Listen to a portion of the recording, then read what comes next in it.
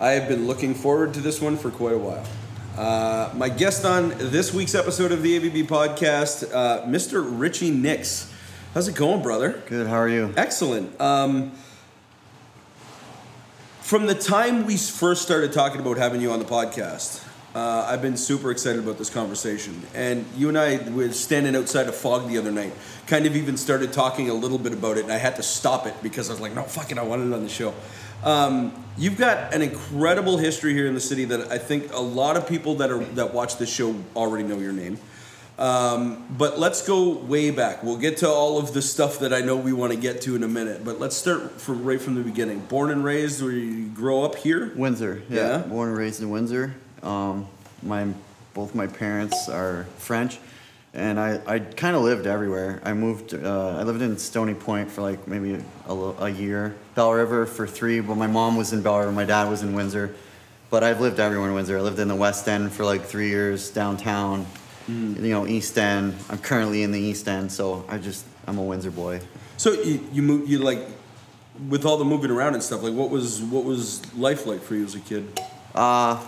I can never feel comfortable. I never felt like I had like an actual home. Okay. Because when you move every year, like you learn to not get attached. Mm-hmm. So it's a little strange, but then you start to get comfortable with that, you know? Yeah.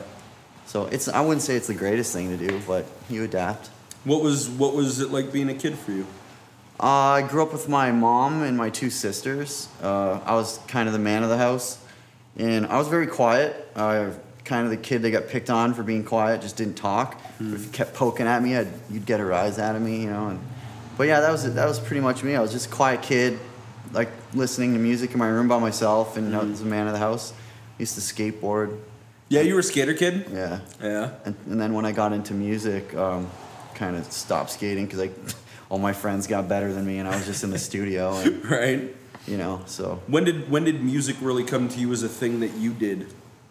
When I was a little kid, I was like 5 years old, and my mom tried putting me in sports, and like I was good at them, but I just didn't really care for them all that much. Like trying to get me to get dressed for hockey, like I dragged my feet.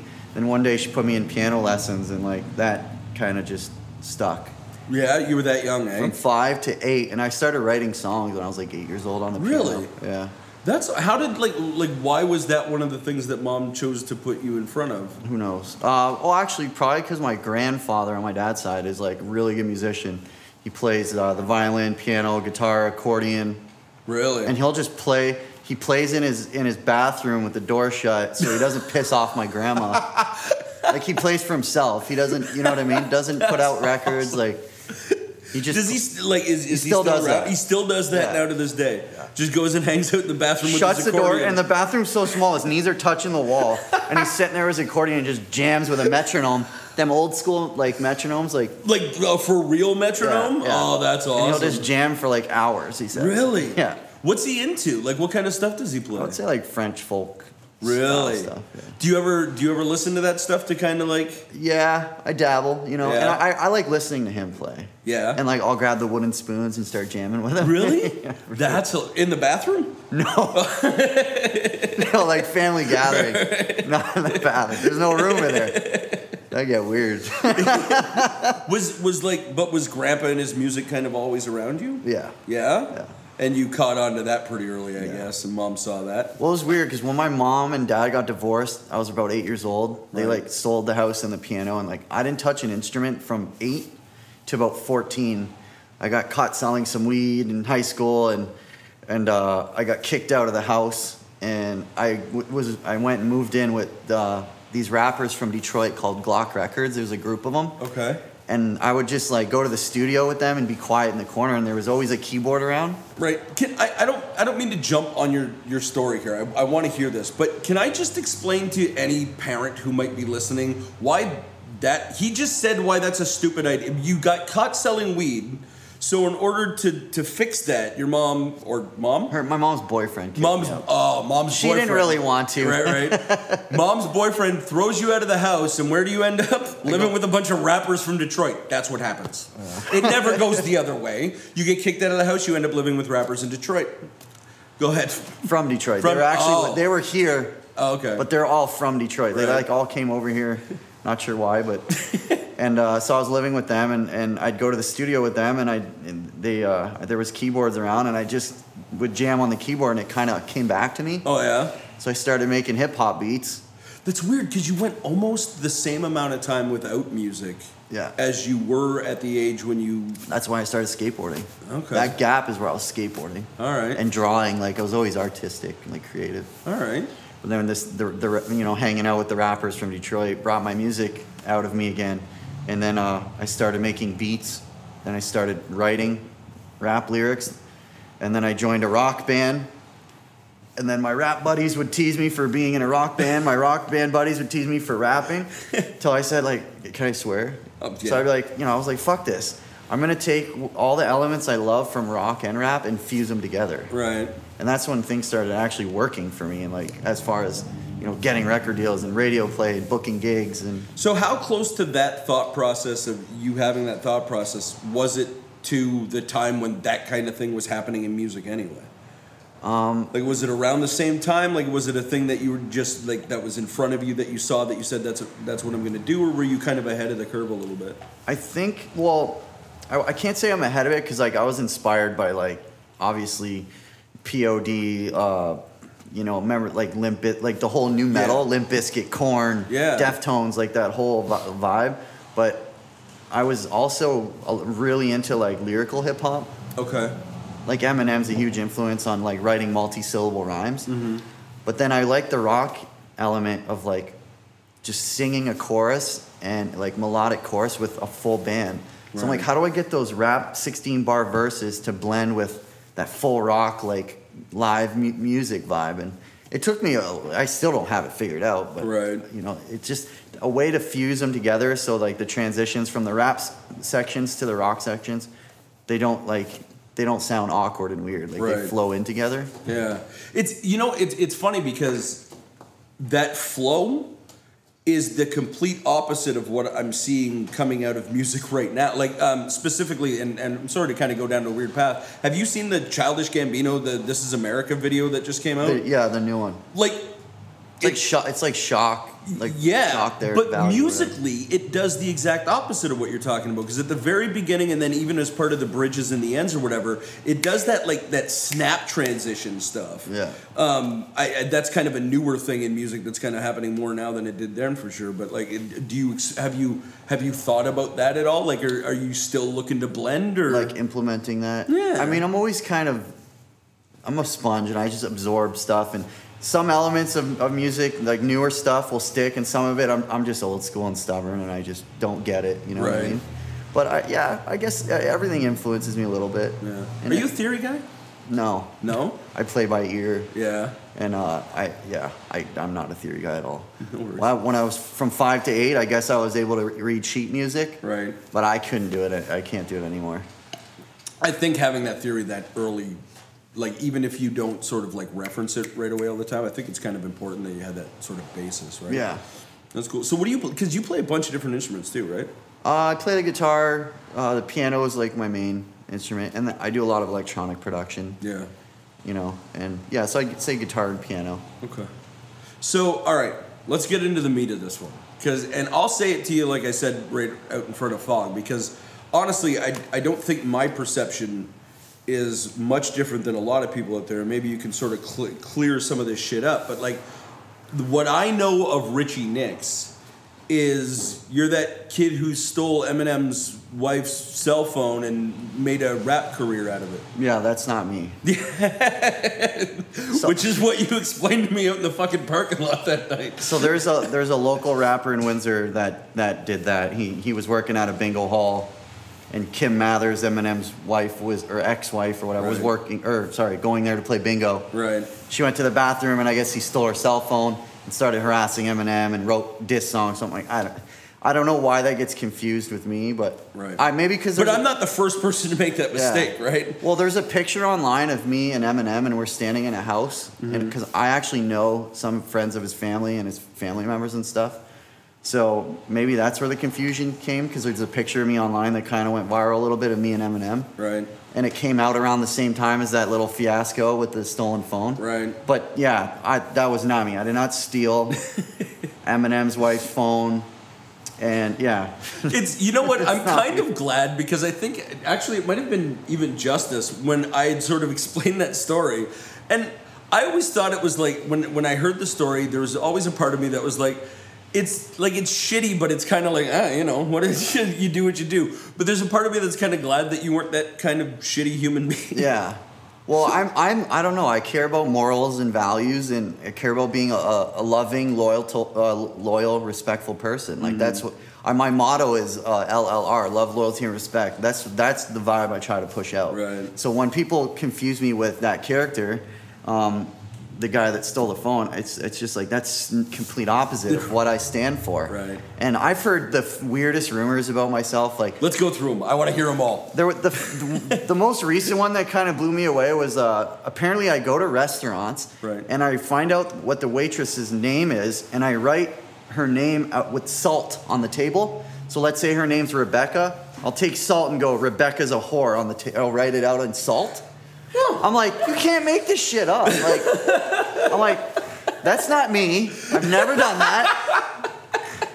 Whoever is doing that, fuck you.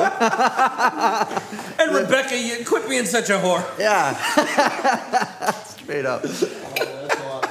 Like apparently there's another guy in the city whose name is Richy Nix, and he's like a thug that lives in the West End and just fucks with people all day. And I guess he looks like just like a shadier version of me. Holy fuck. Because these rumors I'm like, that's so not me. That's hilarious. And I'm like, when did this happen? Because I used to live in Toronto for 3 years. I lived in Texas for a year. I lived in Chicago for a bit. And normally when these rumors occur, I'm like, I was living in Chicago. I was living in, like... Well, you only do it when you're visiting home. Yeah, I just visit home, fuck with my city a little bit, and I take off. Just stir the pot a bit. So, all right. By the way, as we go, if any more of these rumors pop up, feel free to throw them out to us, because I love these. But let's get back into it. So, walk me through kind of your career and how you kind of got to where you got to in the industry. So, earlier on, before I started like really recording music in the studio, I was writing a lot of stuff, and I was really shy about it. Like, I was a kid that got picked on. I had no friends. It wasn't until in high school where I said, screw this, I'm going to start fighting back. And then I started gaining respect and talking and making friends. But then I started getting into like not being shy and being, able to record music and put out albums. And my cousin had a recording studio called Golden Cage. And I recorded my first album when I was 16 years old. I made all the beats. Mm-hmm. And I did all the vocals, and I didn't even know how to count bars. Like, I would just rap until I felt like that thought was over. Okay. Then I would always sing the choruses. I was always dead set on singing the hook. So that was right from the beginning with you, eh? Okay. And then, so I actually took out a loan from the bank and worked 2 jobs to pay for the recording. Even though it was my cousin, I still had to pay him a shit ton. And I had to pay to press the CD, and I had it sold in HMV, which is funny. Because when I was younger, I got caught stealing a Wu-Tang Chronicles CD. It was like $50 CD or something. Right. And an undercover cop caught me stealing it. Right. And I felt so embarrassed. They like cuffed me and walked me through the whole mall. Yeah. Red face. Like, I was a little kid. That was the last time I ever stole anything, mark my words. But I'm banned from HMV, and they were selling my CD. I'm like, I can't go in the store, but it's my CD on the rack over there. No, what you needed to do was go in the store anyway and steal it. So that album, I got hated on a lot in the city. They didn't really like my music at first. And then the second album, that was called No Romance. Right. Album. What year was that? 2003. Okay. Then I did an album. 16 at the time. Yeah. Then I did an album called Love. And then that was about 2005. Okay, wait a second. Let me pull you back. You're 16 years old. You record your album, right? That's a thing most 16-year-old kids can do, especially these days. Getting the loan out and all of that stuff, different level for sure. The fact that you're paying for the recording, that's kind of taking it to a different level. How'd you get it into HMV? It was a CD Baby. Okay. So and this is early CD Baby, right? Oh, yeah. Like most people had no idea even what that was. Yeah. Okay. So CD Baby, and you get the barcodes on your CDs, and they can sell them in the stores. How'd you know to look for any of that shit? I would talk to people, and just look online. Like I was a nerd. I'd be on the computer all the time. 56K dial-up internet, and I was on there all day long, and just try, just do research and figure stuff out. I'm self-taught on almost everything I do because I'm very stubborn, and I'll just obsess over it till I figure it out. How'd you do in school? In high school, I graduated with my grade, but I had to take, it was like 4 night courses because I just wouldn't show up in class. I didn't study, I didn't show up in class, but I managed to graduate with my year somehow. It's funny because not across the board, obviously, because people are different no matter what you do, but like the more and more I'm around super creative people, the more and more that story is the same. And it was the same thing with me, right? Not that I consider myself super creative or anything, but like that was the same thing. You put me in school, I don't want you get anything bored to do with this. And then you take me out of school and put me in front of shit that like interests me, and you can't stop me. I'll sleep for like an hour a week. Right. Same thing with you? For sure. Yeah? I don't sleep. Yeah? I take naps. Right? Yeah. Your whole life like that? Yeah, pretty much. Okay. So back to that, the 2005, so my second CD was called Love. And my rhyming got better. I learned how to count bars, so I started to learn structure. My singing started getting a little bit better. And I just still felt like something was missing. Like I was still playing shows for the same 10 people. You know what I mean? My mom, my cousin, a couple of my friends. You're lucky. Your mom came to your shows. Yeah, my mom's a saint.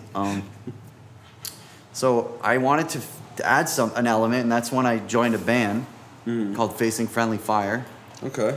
And then we released a CD that didn't do very well. The band broke up, and then I started adding the rock elements into the rap stuff, and then I ended up moving to Texas.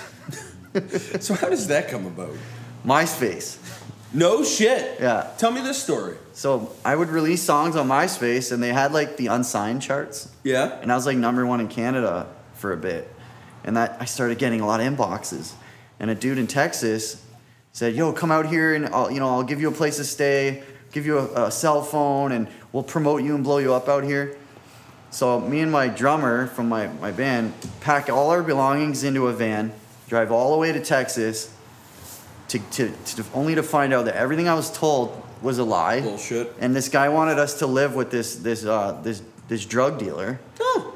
And we didn't have a cell phone. He had we're sitting there, and we're like, "What are we gonna do?" He's like, "You're gonna record music, and you're my ticket out of the hood." I'm like, "What the so crazy?" And me and my drummer were fed up. We're like, because we were staying at this guy's house for a few days, and we started making friends at the bars it was in Houston, Texas. Okay. So we told the people at the bar, we're leaving. Like, we were lied to, we're gonna leave. When we got home from the bar that night, this guy's sitting there with a gun in his on the couch in between his legs, and he sits me, and he's got a few homies with him, and he sits me and my drummer down. And he's like, "You guys aren't leaving. You're my ticket out of the hood. You're gonna stay here and make music. We're gonna release mixtapes. I'm gonna clean my money through you guys." I'm like, this is so fucked. My drummer was scared shitless, like scared. But I had remembered that the first night when we got there, we partied with him, and he passed out on the couch, and his buddies were fucking with him. He's one of those guys, and when he's out, he's out. Right. And I remember that, like he slept like a log. Right. So I'm like, this is what we're gonna do. I'm talking to my drummer, I said, we're gonna just play it cool, and we're gonna party with this guy. And we're going to act like, yeah, we're going to make a CD with you, man. This is all going to work out. And let's party and have fun. Let's order pizza and just indulge. And same thing happened. He passed out like a log. So we packed our shit up and we got the hell out of there. And I remember I took his Xbox and left a note where his Xbox was saying, like, don't threaten people you don't know. Like, that's fucked up, and what. And thanks for the Xbox. You want to threaten my life? I'm taking your Xbox. Holy shit. Yeah, so... how long were you there for? We were there for probably 3 weeks till we decided to get out. But you said you lived in Texas for a year. So I'll get... Okay. So we met. I'm sorry, but I run away from the drug dealer that threatened me with a gun. I don't stay in fucking Texas. Yeah. Yeah. So anyway, go ahead. We got out of there. Right. And I had met a Canadian dude in a bar. Okay. So his name was Justin. He said, if you guys ever need anything, hit me up. So we hit him up, and his parents, they had a bunch of homes. They do like realty. And they had an empty home, and they said, if we go meet the parents and the parents were cool with us, we can stay there a bit. So we ended up staying there for like in this huge house with a pool and stuff for like a month, and then went back home with our tails tucked between our legs. Because you told all our friends and family, yeah, we're going to go and, these people are going to hook us up with record deals and everything. Right. And none of that happened.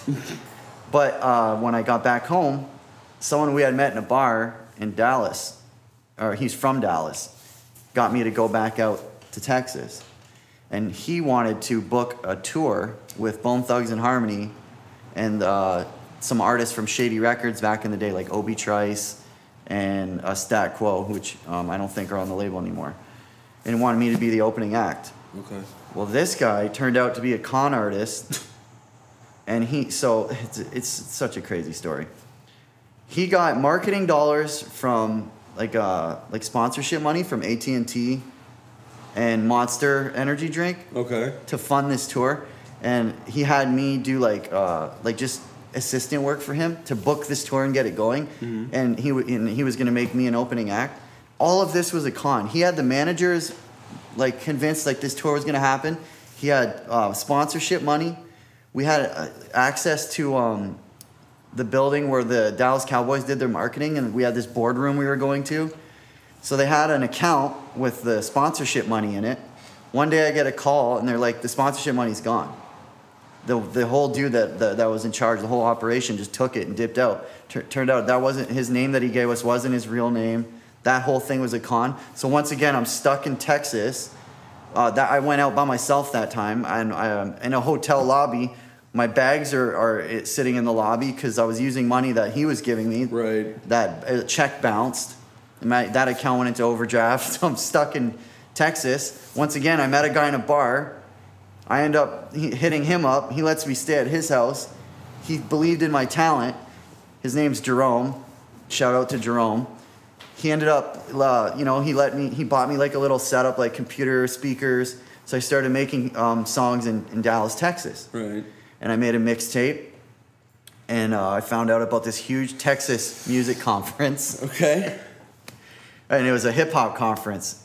I snuck into it. I guess it's like a $200 fee to get in. Mm-hmm. I didn't know. I just walked right in. I was like the only white boy in the building. Right. I guess it's like $1,000 to get a table to sell your CDs and talk to labels and stuff. And you get to perform. I went to the DJ. I said, I'm performing. I'm all the way from Canada. Showed him my ID. They put me up on stage. I performed without paying, without nothing. I shouldn't even have been there. The owner of the Texas conference, his name's Mike Moodswing, goes, who the fuck is this white boy? He ends up talking to me. He's like, you can get fined, arrested for this. Like, you snuck in. You didn't pay nothing to do. Like, people pay real money for this. He ends up becoming my manager and getting me a record deal with a label. Because you're smarter than all the fucking assholes that pay his bills. I get it. So he goes, I'm not going to call the cops, and I'm going to be your manager, and I'm going to get you a record deal. Nice. The song that I performed on stage that day was in a demo version of In My Head. Okay. Which ended up being my biggest single. So he got me a deal with 100 Entertainment in Atlanta.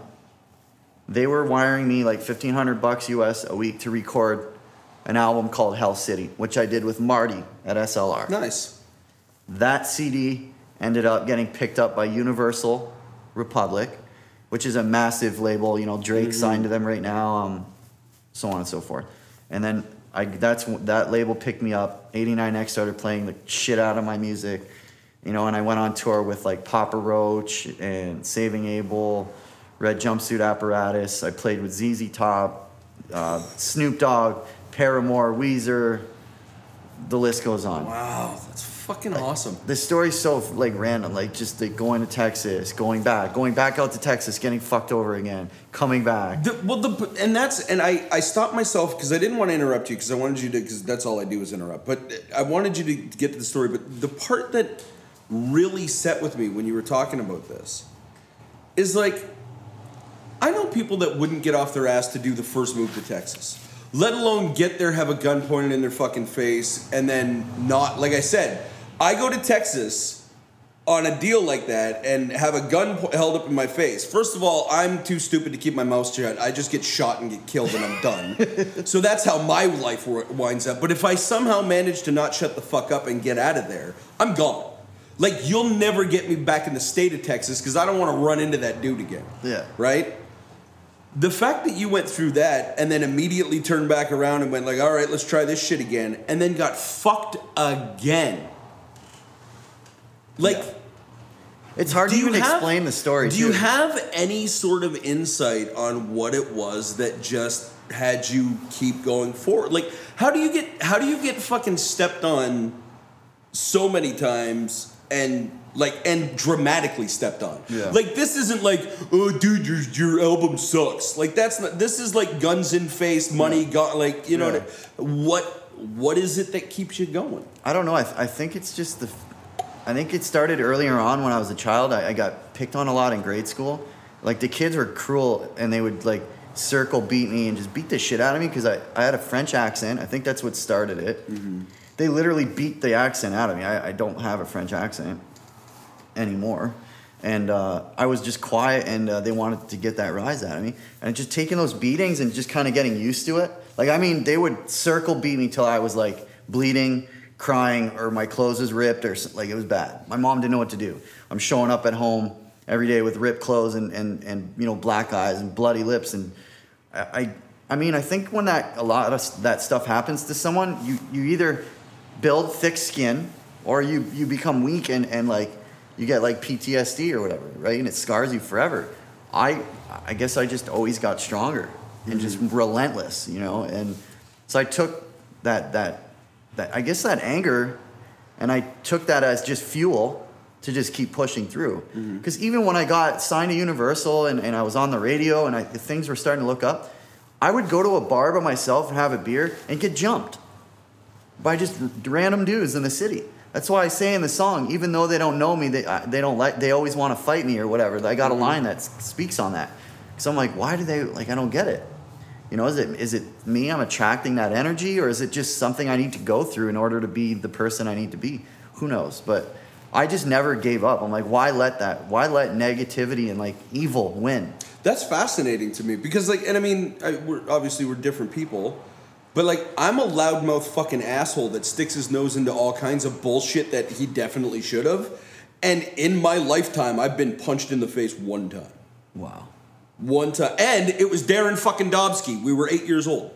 I've been beat up. I've honestly been beat up so many times I can't even count them. I've been in so many fights. I don't like fighting, too. There's a misconception about me that I'm a fighter. Yeah, I'm a fighter, but I never wanted to fight. Even if a guy is a piece of shit and he deserved to get his ass whooped and I fought and I won, even if he deserved it, and I'll still feel depressed for a week after fighting. Just because I don't like it. I don't want to fight. I want to use my words, use my intelligence to sort that out. But I mean, I'd go to a bar and just sit there, be having a beer, and a guy would just bump into me and look at me and go, oh, I know who you are, you're Richy Nix. I'm like, hey man, you all right? You need a beer? And then next thing you know, I get sucker punched. So I'm like, what? I never understood. That's actually stopped. Things have changed. But I went through a long period of just, I couldn't shake that, you know. Does it turn you into an asshole? I think for a time it did. Yeah. There was a time where I was just like, fuck everyone, you know. It's me against the world. Yeah.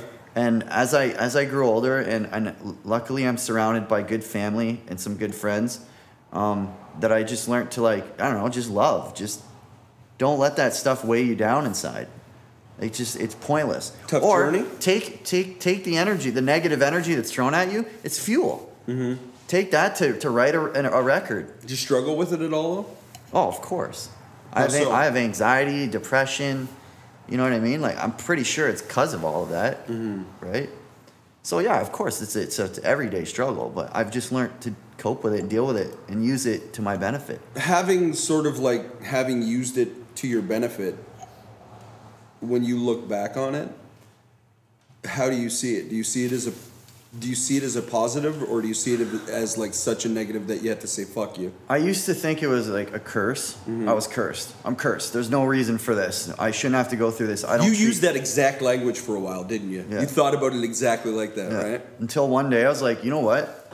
It's a blessing. It's like I was able to go through all this hell and still come out on top as a better person. I still want to help people. I still want people to be happy. I still want to like spread positivity. You know what I mean? So when you were coming to your highest level of success so far, while you were there, do you have any perspective on like how you like maintained yourself through that? Like, and now we're starting to get into flighty fucking language I don't want to get into. Basically, this is what I'm asking. When shit was going really well for you, were you the kind that sort of took it in stride and went like, oh, this is a really cool thing, but it's not going to last forever? Or did you think it was the rest of your life and fuck everybody now? When I got the major record deal, I thought I won the lottery. Yeah. And I had that chip on my shoulder, like, you know, fuck you, I told you so. You know, you guys all doubted me, look at me now. But that attitude... How long did that last? Not long. You know, I partied like a rock star every night. You know, I just went like this, and then bam, right back on my face. Yeah. Like I was touring, major record deal, to being back at home, no deal. You know, I didn't get dropped from the label. I actually left them out of loyalty to my ex-management, which those, you know, we can get into that. But basically, I reached a point that I wanted to. Yeah. And I didn't think of what would happen afterwards. I was always like, for me, winning the lottery was getting that record deal. Yeah. And I got it, and I never thought, what am I going to do once I got there? The right thing to do would be like, this is where the real work begins. But it's funny because that's true every step of the fucking way. Yeah. Like, if you get to the new enough guy, and we've had enough of these conversations, right? Like, the first time you're getting into it, your thought is like, all we got to do is like get these songs recorded, and we've got it. And it's like, you got shit. Yeah. You know what I mean? It's funny because it's every step of the way. It's like, oh no, this is when the work really starts. I learned that when I fell flat on my face. Like I took, so I had the label gave me like a decent amount of tour support money. So instead of like budgeting and taking like a van, getting a trailer, getting a few buddies to come and like trying to make as much profit as I could, no, I said, fuck it. I'm bringing fucking 15 of my friends and I'm getting a fucking tour bus. And I'm just gonna, this venue gave me a hotel room, but they only gave me one. I want 3 more rooms on the same floor because I want my buddies to be in there with me. I came home $2,000 in overdraft because that, you know, and they gave me, you know, I don't care what the numbers, I'll say it. They gave me $70K in tour support. In 30-something days, I came home $2,000 in overdraft. You had $70,000 in tour support for 30 days. Yeah. So, and I came home and I spent it all. And you came home extra. Fuck. In the negatives. So that was a 30-day tour? We're just swiping that card. Yeah. Well, there's like 30 gigs, so it probably was a few more than 30. Okay. Yeah. Like the big one. Yeah. Because I did Rock on the Range, and then I jumped back on a few dates with Papa Roach, and then I did Rocklahoma, Bamboozle. Then I jumped on with Saving Abel. It was a weird tour because it was like I was support for this band, then I did a few headlining shows, then I'm support for this band, now I'm at a festival, and that's your first tour ever. And you just thought it was going to go on. Most guys, they grind it out and do the small bars, and then I'm in front of 5,000, 10,000 people. That's your first tour. The first time no wonder it got to my head. A little bit, yeah, for sure. The first time you stepped on one of those stages, like with that many people out there, tell me the contrast. So like the day you stepped on that big stage or whatever, the night before, the show that you played before, how many people did you play for? I would say like 200-300 people. And then it went to what? It was like, I don't know, it felt like 10,000 maybe. Right. It was the one that I'm thinking of was it was a festival. It was 3 Days Grace. There was 2 main stages. So 3 Days Grace played, then I did, and then Godsmack. Wow. Don't ask how I got that time slot because I don't know. My booking agent is amazing, I guess. And I remember just looking and just seeing humans, and it didn't end. And I was like, just fuck it. I'm going in, you know? Did it change anything with your performance? Of course, yeah, for sure. How? It changed. I think I just opened up more. Yeah. And I started just like performing more like physically and interacting with the crowd more instead of being all introvert and like I would just really like just get out of my shell, you know, just like go nuts, you know, climbing rafters and just being crazy, you know. It's awesome, man.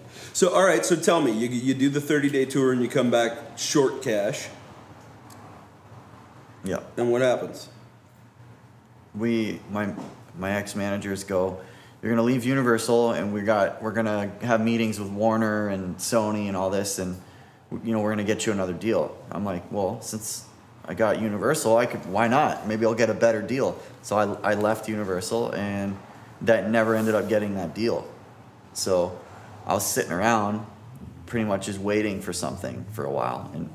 And then I eventually ended up getting signed to a label called Fixed. Okay. It's ran by an artist called Cell Dweller. Okay. And they released my latest album called Fearless. And it was produced by me and Joey Sturgis. He mixed it. And that's this album now? The most recent one I released. Yeah. Okay. Oh, it's so and when was that? When did that? Well, I come out? tracked it with Marty. Okay. And we had a record label that was interested in it, and they ended up just flaking on me and left me with a bill at Marty's. Ugh. And Marty's my homie, and he's like, we'll figure it out, don't worry. Mm.